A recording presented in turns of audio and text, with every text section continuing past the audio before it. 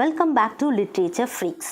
Last செஷனில் நம்ம Indo European family பற்றி பார்த்துருந்தோம். அதில் இருக்க சென்டம் அண்ட் சாட்டம் லாங்குவேஜஸ் பற்றி அடுத்த செஷனில் பார்க்கலான்னு சொல்லியிருந்தேன்.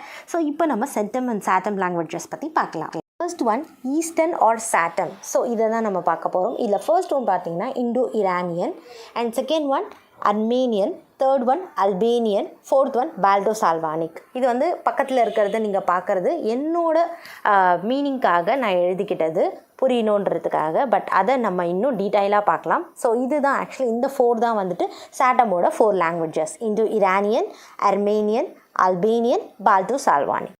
சாட்டம் லாங்குவேஜஸ் என்ன 4 அப்படின்னு சொல்லிட்டு நம்ம பார்த்துட்டோம். இப்போ நம்ம வெஸ்டர்ன் ஆர் சென்டம் பார்க்கலாம். இந்த 4 லாங்குவேஜஸ் என்னென்ன அப்படின்னா Italic, Celtic, Hellenic or Greek, fourth one primitive Germanic or Teutonic. So இதுதான் இந்த 4 சென்டம் லாங்குவேஜஸ். ஃபஸ்ட்டு இதில் நம்ம பார்க்க போகிறது Balto Slavic. Balto சால்வானிக் satem languages. So இது என்னன்னு பார்க்கலாம். This branch covers most part of Eastern Europe.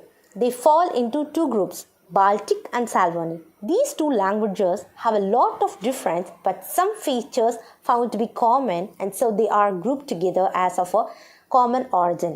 The Baltic language group includes Lettish, Lithuanian, and Old Prussian. The last one died out in the 7th century and have been replaced by German.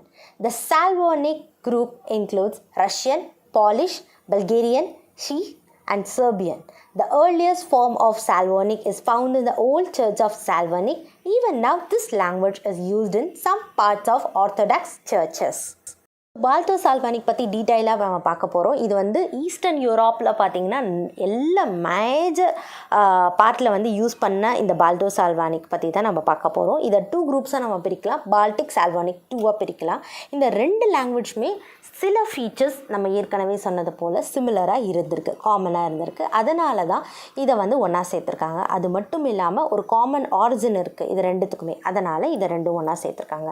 Baltic லாங்குவேஜில் என்னென்ன லாங்குவேஜ்லாம் வருது இது கண்டரில் பார்த்தீங்கன்னா லெட்டிஷ், லித்தியேனியன், volt ப்ரஷியன், இந்த 3 language வருது.